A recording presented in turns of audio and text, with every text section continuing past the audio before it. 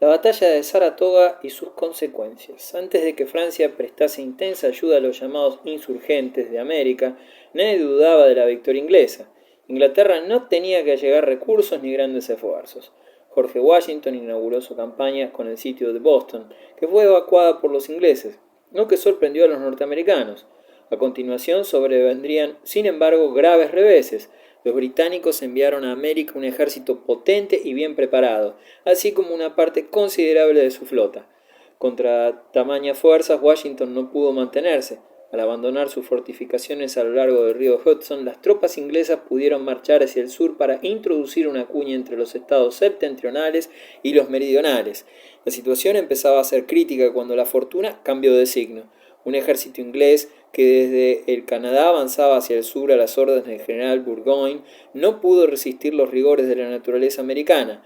El general Burgoyne se desorientó por completo con sus tropas y en sus heroicos esfuerzos para abrirse paso entre la selva densa se vio obligado a abandonar equipos y artillería. Cuando alcanzó por fin Saratoga, sus tropas estaban agotadas. Precisamente allí lo esperaba un ejército americano. Burgoyne prefirió la capitulación. Era el 17 de octubre de 1777. El mundo presenció entonces un espectáculo asombroso. Francia, el estado más aristocrático y absolutista de Europa, hizo causa común con los republicanos de América, en rebelión contra su monarca. Benjamin Franklin había conseguido esta decisión trascendental del gobierno francés. Llegado a París en diciembre de 1776, se granjeó muy pronto la simpatía de todos, incluso en las más elevadas esferas sociales. Su casa de Passy se convirtió en punto de peregrinación de cuanto en Francia alcanzaba renombre, fortuna o reputación intelectual. En su admiración, los franceses lo consideraban un auténtico personaje de Rousseau. Del mismo modo, Franklin se atrajo la estimación del gobierno. La mayor ilusión del conde de Vergennes, ministro de Asuntos Extranjeros, era vengar el Tratado de Versalles de 1763 y restituir a Francia su posición dominante en Europa. Vergennes ponderaba los riesgos que implicaba una eventual ruptura con Inglaterra. No obstante, la victoria de Saratoga forzó su decisión y el 6 de febrero de 1778 Francia firmaba un tratado de alianza con los revolucionarios americanos y tomaba activa participación en las hostilidades. Europa hostil a la Gran Bretaña. En 1779 España se unió a Francia. En enero de 1779 el gobierno español actuó de mediador en el conflicto por consejo del conde de Floridablanca, ministro de Carlos III, pero, fracasados sus buenos oficios, abandonó dicha mediación. En junio de 1779 fue retirado de Londres el embajador español y acto seguido España participó en la contienda en virtud de la alianza existente, pacto de familia entre los monarcas francés y español. En 1780, Rusia y los estados escandinavos integraron también la Alianza de la Neutralidad Armada, que aspiraba a la libre circulación de los navíos neutrales entre países beligerantes, con la única condición de no dedicarse al contrabando de guerra. Más tarde, Prusia y la República de las Provincias Unidas se unieron a estos neutrales, cuya acción estaba dirigida de hecho contra Inglaterra. Desde entonces la tempestad se desencadenó en el Imperio Británico. Benjamin Franklin pudo escribir con toda seguridad a América afirmando que los ingleses no contaban con ningún amigo al otro lado del Canal de la Mancha. El continente entero suspiraba por la derrota de Albion. El Reino Unido no podía consentir tanta hostilidad encubierta y declaró la guerra a Holanda, que proporcionaba a los insurgentes de América mercancías de primerísima necesidad. Al otro lado del océano, los británicos pasaron asimismo a la ofensiva. Las tropas inglesas intentaron otra vez hundir una cuña entre los estados del norte y los del sur.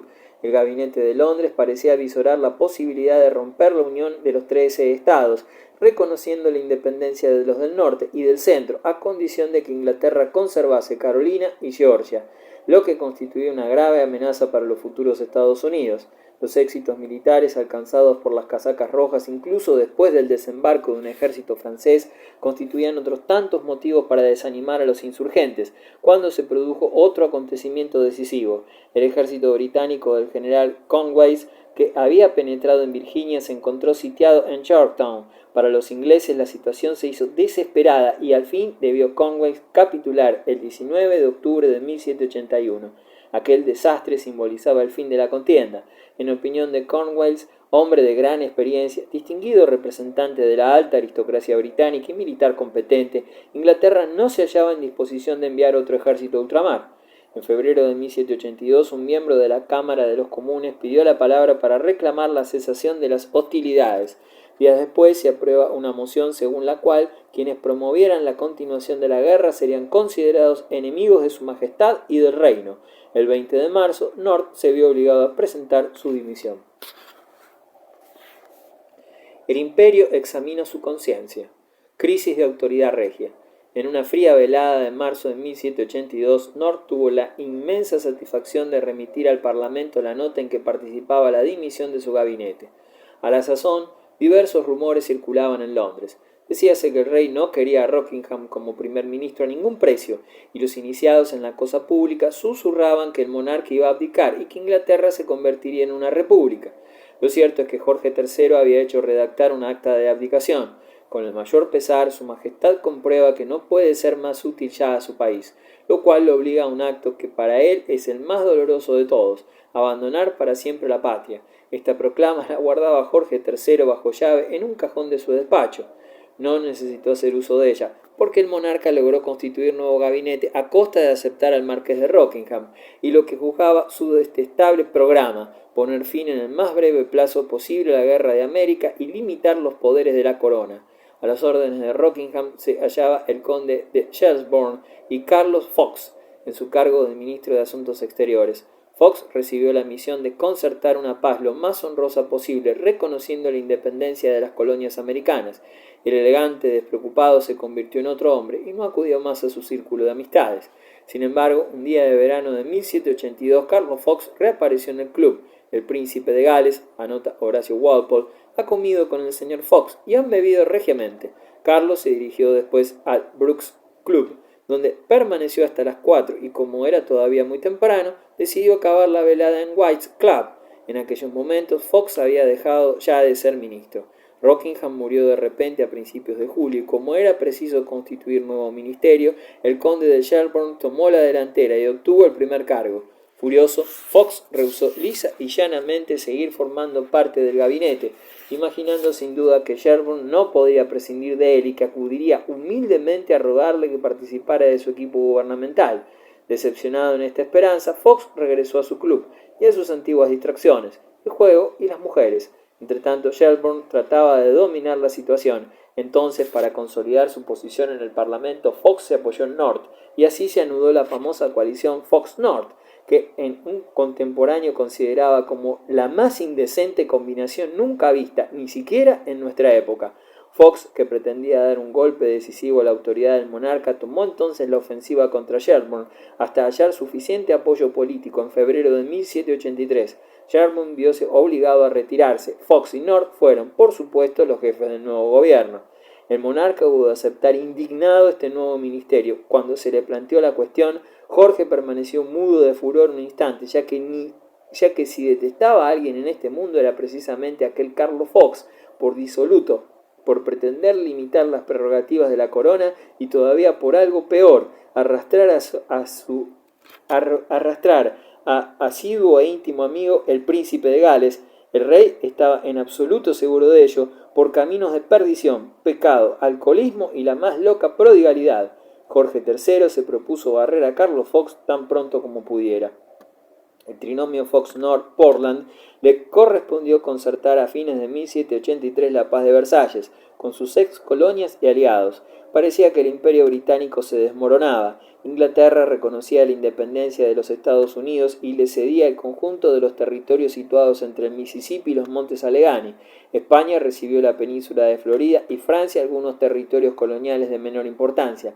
Henos aquí ahora, amigos de Inglaterra y de toda la humanidad, escribía Franklin. Y yo deseo que no conozcamos nunca más la guerra, pues en mi opinión no hubo jamás una guerra buena ni una paz que haya sido mala. Los norteamericanos suspiraron aliviados y dirigieron sus miras hacia el futuro. Inglaterra hizo lo mismo.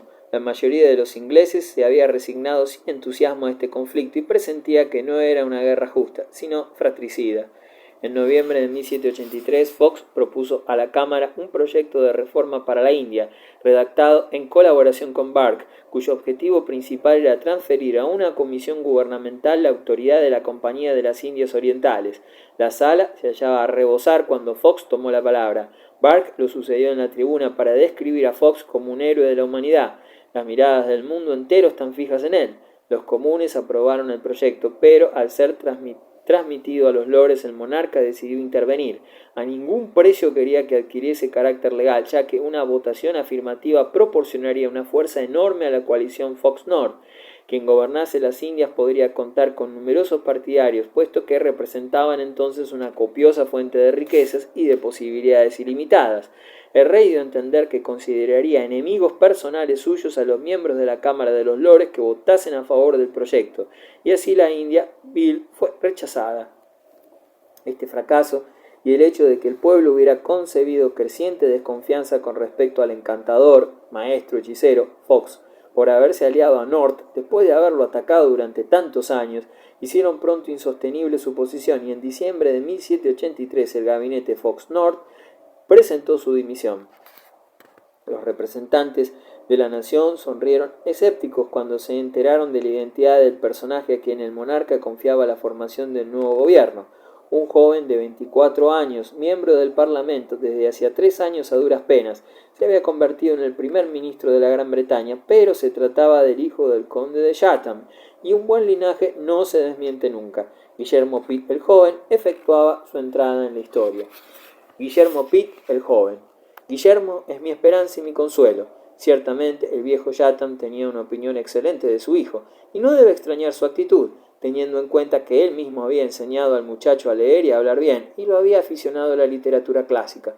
Además de este amor a los buenos autores, habíale transmitido el sentido de la política. El resultado había sido sorprendente. Cuando tenía 7 años ya escribía correctamente e incluso con elegancia el latín. Cuando casi a la misma edad Guillermo se enterara de la elevación de su padre a la dignidad de par del reino, un comentario suyo demuestra su precocidad. Dijo que se alegraba mucho de no ser el primogénito de los hermanos Pitt, así podría servir a su país en la Cámara de los Comunes, pues con el título de par ello sería imposible. Buen modo de hablar a los 7 años. De hecho, Guillermo Pitt el joven no tuvo verdadera juventud, era en extremo aplicado y ambicioso. Desde temprana edad se sintió consciente de sus responsabilidades hasta el máximo. Serio, introvertido, desenvolvíase a su modo entre sus camaradas de universidad, por lo general mayores que él. No le gustaban las aventuras ni el riesgo, y lo demostraba luego en su vida privada y en su carrera política. Prácticamente las tentaciones no imprimían huella en su carácter. Nunca amó a una mujer, excepto a su madre. El joven Pitt daba la impresión de ser un individuo orgulloso, glacial, feroz e inaccesible. Le era muy difícil entablar contacto con sus semejantes, no obstante se sentía plenamente seguro de sí mismo. Como su padre, se hallaba también persuadido de que nadie más que él era capaz de asegurar la salvación del reino. En política, Pitt el joven era optimista. Aunque algo de soñador hubo en este ministro, no puede hablarse de ingenuidad a propósito de un hombre que, excepto breve interrupción, gobernó los destinos de la Gran Bretaña durante 22 años, en las peores crisis, y que dirigió al mundo en su lucha contra Napoleón.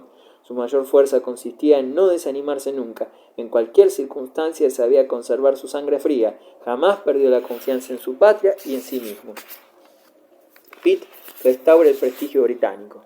En 1781, apenas 2 años después que Chatham pronunciara su último y memorable discurso, Pitt contaba 21 años. Su discurso inicial en la Cámara de los Comunes obtuvo un triunfo clamoroso. Los honorables miembros se sentían arrebatados y Burke no disimulaba su entusiasmo. El propio North, que no tenía motivo alguno para mostrarse amable con aquel joven que lo despreciaba, declaró que aquel comienzo parlamentario era el mejor de cuantos había presenciado.